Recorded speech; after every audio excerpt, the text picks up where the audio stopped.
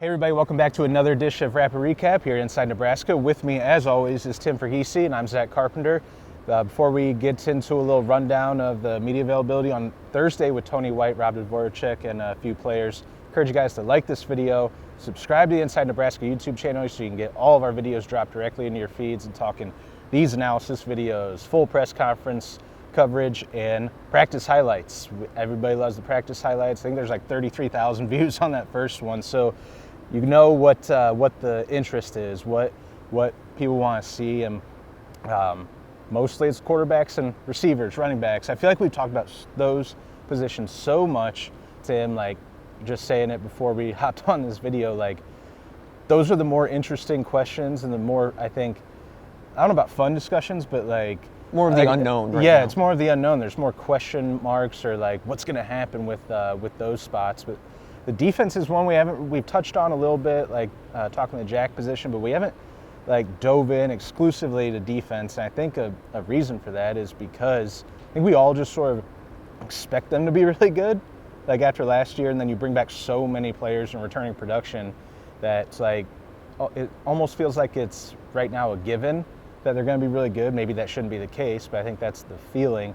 And adding on to that feeling is that Terrence Knighton revealed one of the goals being talked about in these facilities 2 weeks ago, and Tony White supported him, is that they want to be the number one defense in the country. And that was something Tony White talked about today, talking about building great habits to be the number one, be the best defense in the country. And people are like, oh, best defense in the country. Like, what's that mean? What does he mean? Mm-hmm. Does that mean like best number one running defense, number one pass defense? What does it mean?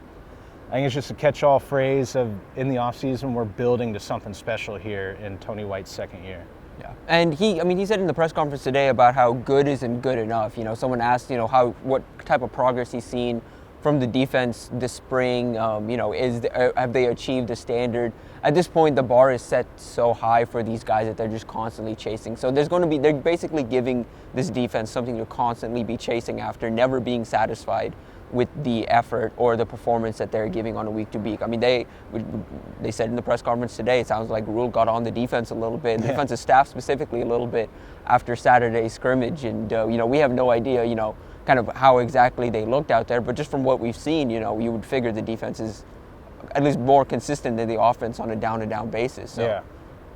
Yeah, and the defense they did have during that scrimmage, it was Nash, Hutmacher, Ty Robinson, I think Isaac Gifford. I think those three guys were held out. There was at least one or two more on the defense that were held out, like those veteran guys who have played a ton of snaps. You know who they are, you know what they bring to the table, so you don't need to necessarily put them out there because they want to get some more film, some live film on some of these younger guys as they're trying to build depth on this defense going into next year. But that term, the best defense in the country, I love when a coach or a player says that because immediately in my mind as a publisher is just like, ooh, that Real's going to do some numbies on Instagram.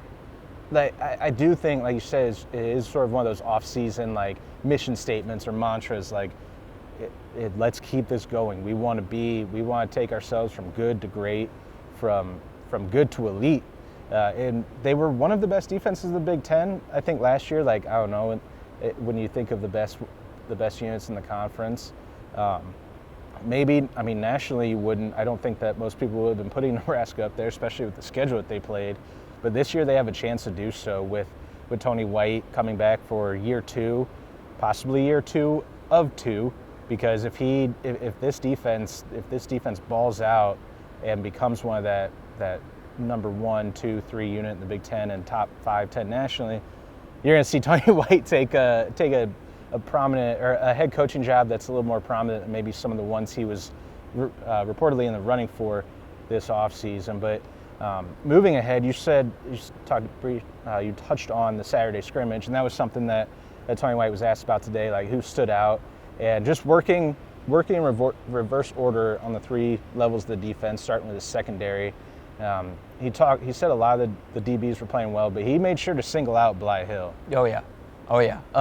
Bly's been one that's been mentioned a lot on, working competing for that cornerback 2 spot opposite Tommy Hill, and kind of feels, just from comments, feels like he's starting to emerge as the guy, opposite Tommy. I think he might be making a move. Yeah, Tony kind of praised, especially the moves he's kind of making on an island when it's just him, the ball, and the receiver. Those type of plays, and that says a lot. That says a lot about kind of where he's at this point, how comfortable he is, and how much that the FCX experience he has is translating now to his time in Nebraska.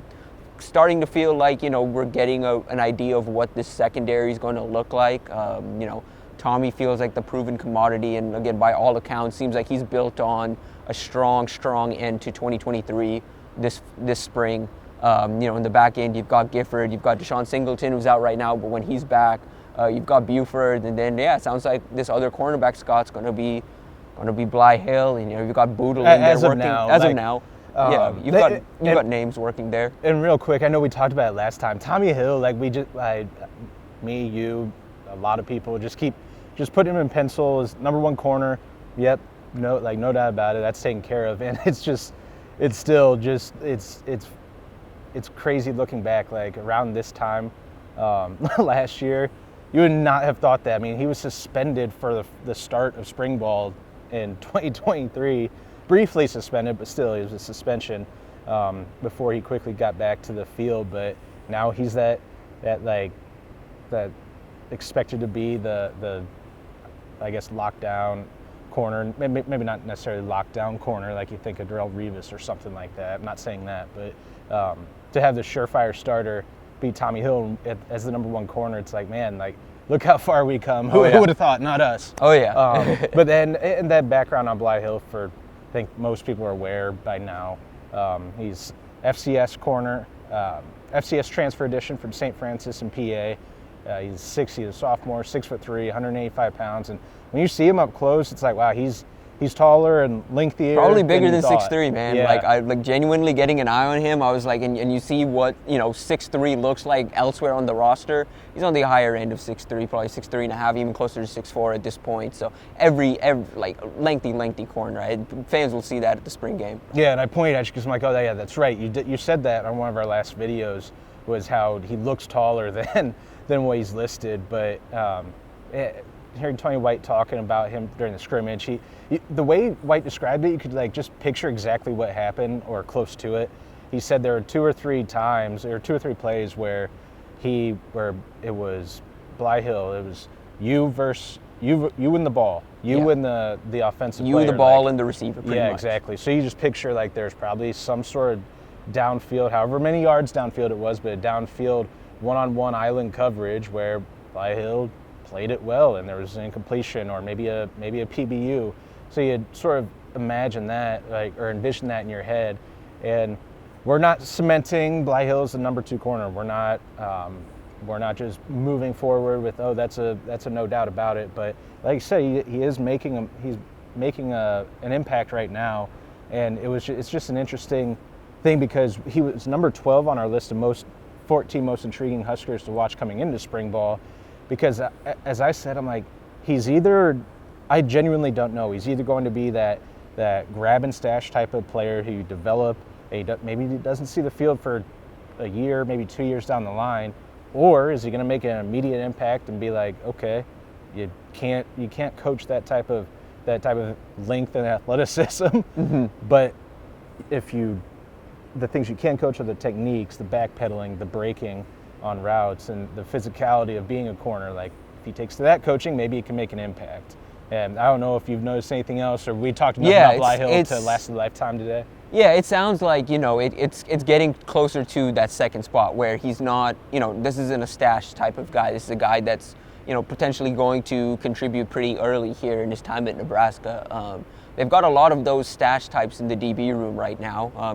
There's a lot of DBs on the roster. People joke on the message board, Nebraska's got 25 DBs. And there's a lot in the room right now, and a lot of those guys are stash and develop. And because I think a lot of them are going to be like, okay, we're going to see, are you a DB? Are you a safety? Are you a corner, nickel mm-hmm. guy? Are you a linebacker down the road? Yep. So that's the thing too. With in the scheme, with the 3-3-5, there's just a lot of spots with how much they rotate. There's a lot of spots, And so there's some guys right now, like just names, for example, Jeremiah Charles and Ethan Nation, Dwight Boodle. Those are guys that are going to contribute probably in rotational type aspects, and guys that could, similar to Tommy Hill, come on strong in the back end of the season as they get some more reps under their belt, as they get out there on the field against Big Ten competition and start to get a feel for, the speed at the college level. Some of the freshmen coming in, you've got Caleb Benning, you've got Braylon Prude, you've got some of these guys, Larry Tarver,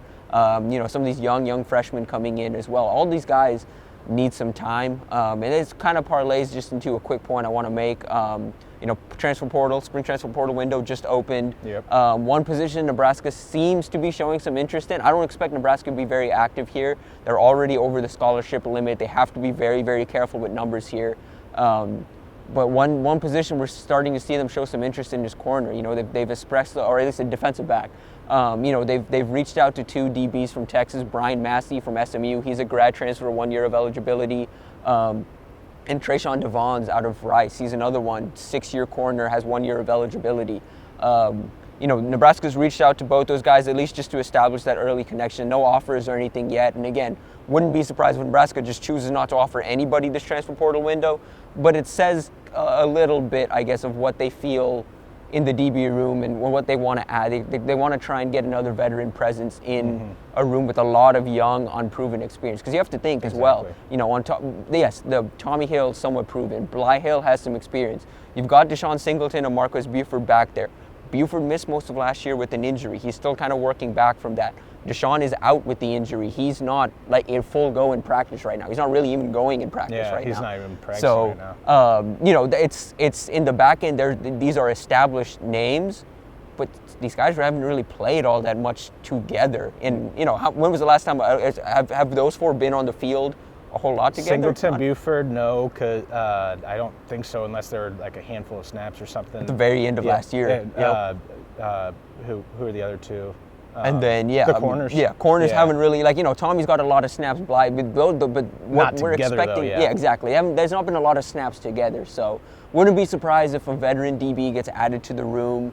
Also wouldn't be surprised if they just add nobody in the portal because, again, spots are just extremely limited right now. But they seem, to be working through a lot of names right now at the DB position. And, like last year, a lot of guys are going to play. We talk a lot about who the established starters are right now. It might not matter in the fall when, we've got 8 DBs playing over the course of a game. Right. I was going to say we have these spring storylines, and then sometimes by the time fall camp rolls around, it's like, well, what the hell happened to that guy? It's like, well, that was a spring storyline, I guess. The transfer DBs. I thought Nebraska did an awesome job in the transfer portal of pretty much addressing what I thought were all of their biggest positional needs, but maybe a veteran transfer quarterback. I thought that was like number 7 on the list of 7 needs of ranking them. And then at corner, I thought they could have used a veteran corner, not a Bly Hill type of like, okay, this guy has the measurables. Is he gonna make an impact in year 1 or maybe year 2 or 3? I thought a veteran guy would have been very valuable, and it sounds like they're at least, like you said, putting feelers out to see if they want to bring in one of those guys. But moving to the linebacker level in the defense, just real quick, just to touch on him. I mean, Vincent Shavers is a guy whose stock now is exploding.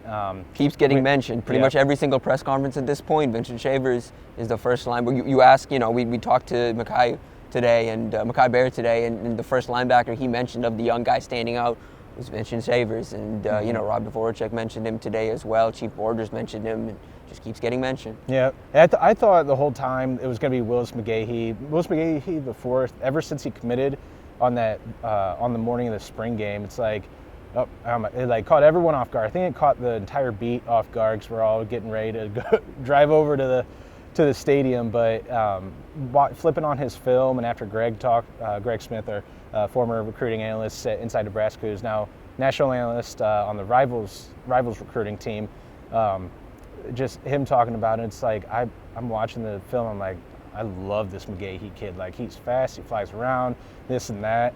So the entire time I was thinking that was going to be the guy who was going to be immediately popping off.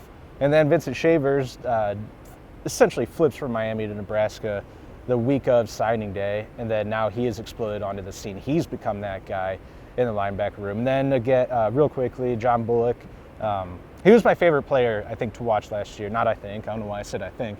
Stand on the pulpit and preach to everybody. He was my favorite player to watch ever since in spring ball when he started emerging as like, this is a walk-on who's gonna get some time. We moved him from safety to linebacker, and that's what Rob Dvoracek talked about today. Or Tony White, excuse me. He talked about the fact that last year he was just sort of learning how to play linebacker. He was learning how to play a position, and he played really well.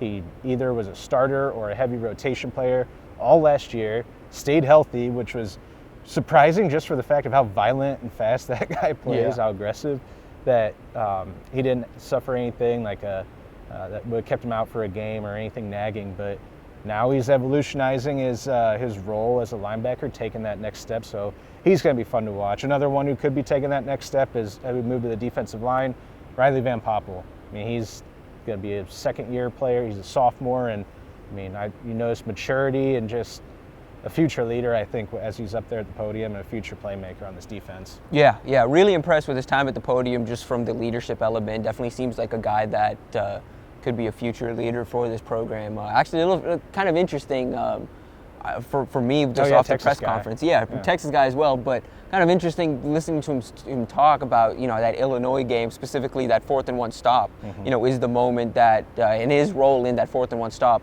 is the moment he realized he belonged. Coming out of high school, Van Poppel was kind of seen as a offensive lineman or defensive lineman. Schools really weren't sure where to put him.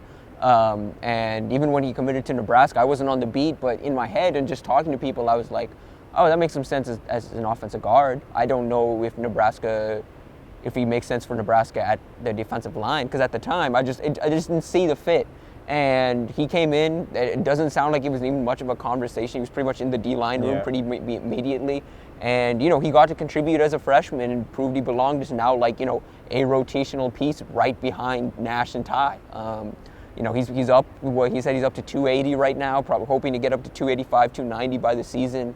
So, physically he's where he needs to be. And yeah, man, he's fun. He's just, one of those interior guys where at this point he's just a run defender, gets off the ball pretty well, and, just can do gap, can hold his gaps and, keep guys at bay. Yeah, and he's a guy, there were only, I believe the final number was 8, might have been 7 or 9, but I'm pretty sure it was 8 from that 2023 class when Rule took the job. I think there were 8 guys who stayed committed and signed with Nebraska who were already committed. You had a couple guys leave and sign with other programs. Like Marion Miller at Colorado is the one that comes to mind, but there are 8 guys. Van Poppel was one of them. And it's like when you see that, clearly there is a happy marriage, a happy connection between, all right, coaching staff, player, they both think that they can take that player's game to the next level, and that it's going to be a good relationship, and there's going to be a value for both sides, in player and coach. And we've seen that play out here over the course of the first year. I mean, he had the 3rd most snaps last year of any defensive freshman behind Prince William and Yellen and Cam Lenhart, and Riley Van Poppel right there in the mix. And it's exciting to see a guy like him take that next step, because I think he's going to be more heavily used in the rotation. He's popped here at open practice. He got around during that 2-minute 11-on-11 scrimmage. He got around, like, it wasn't a duck move, it was something where he got right under the offensive tackle, not guard, for a defensive interior guy. I thought that was impressive. He got around the offensive tackle's block, and quarterbacks weren't live. Otherwise, it was Dylan Raiola who was throwing it. He would have taken a sack, or at least gotten pressured, at least like gotten potentially hit or hurried. But so Van Poppel just had to sprint right on by and not even touch him. But I noticed that play real fast, because he switched his number to I think 44. 44 is now his number. So. Anyway, a guy like that, Vincent Carroll Jackson got a mention by Tony White. So did Sua Lefotu. So Sua is a guy we'll touch on at some point down the road, I think. So yeah, I think Sua was interesting. I was just talking to him off camera, or talking about him off camera. He interesting. I'm kind of wonder about the health a little bit because he's got an injury history just dating back to high school, and then obviously missed last year because of the car accident. That was Brody Tagaloa. That was Brody. Yeah. But Sua missed part of last year with injuries as well. Yep. And so you kind of worry about that, but as far as what we've seen from spring and what you see on tape, that's just another one. He's a very good run defender, powerful hands, quick off the ball. I'm not going to stuff the stat sheet, but that's a guy like the role Nash played last year. Not going to stuff the stat sheet, but man, that guy's super important to the defense, and I think you're going to see him. If he's able to stay healthy and stay on the field, I think that's a guy that, isn't really a household name right now for Nebraska fans, but by the end of the season, Nebraska fans are going to be like, oh, there's Sua. Yeah. That's going to be a guy. He's not going to stuff the stat sheets, but like stuff the defense, stuff it at the line, like be it one of those trenches guy, maybe takes on 2 blockers and allows the linebackers to come up from their level and make an impact play, impact tackle. Sua was actually one of the honorable mentions on our 14 most intriguing guys to watch. He was like 15, 16, right on that cusp, but gave it to some of the other guys. Maybe I'll look back on that with regret. Like, should have thrown him in there at least at the end of the list. But that was a list that went up on our Instagram feed, on our site, InsideNebraska.com. So I encourage you guys to go visit that site. Follow us on Instagram at Nebraska Rivals. Go to InsideNebraska.com for more coverage of today's press conference and all of spring ball. It's crazy that we have 3 practices left before the spring game. Saturday scrimmage, and roughly 48 hours from now, it'll be all wrapped up, and that's the most important scrimmage of the entire spring, is that second one, the one right in the middle. But spring game will be the time when we get to see like the electricity, sort of the fanfare, maybe some deep throw bombs, I'm hoping. But the Saturday scrimmage in a couple of days is the most impactful one, and where we learn a lot about this team. Exactly. And Matt Rule will be speaking after that presser on Saturday afternoon. So I encourage you guys again to like this video, subscribe to the Inside Nebraska YouTube channel so you can get our coverage from Saturday's press conference, including video of Rule and analysis about some of the biggest takeaways dropped directly into your feed. So for Tim Verghese, I'm Zack Carpenter, and we'll catch you guys again next time.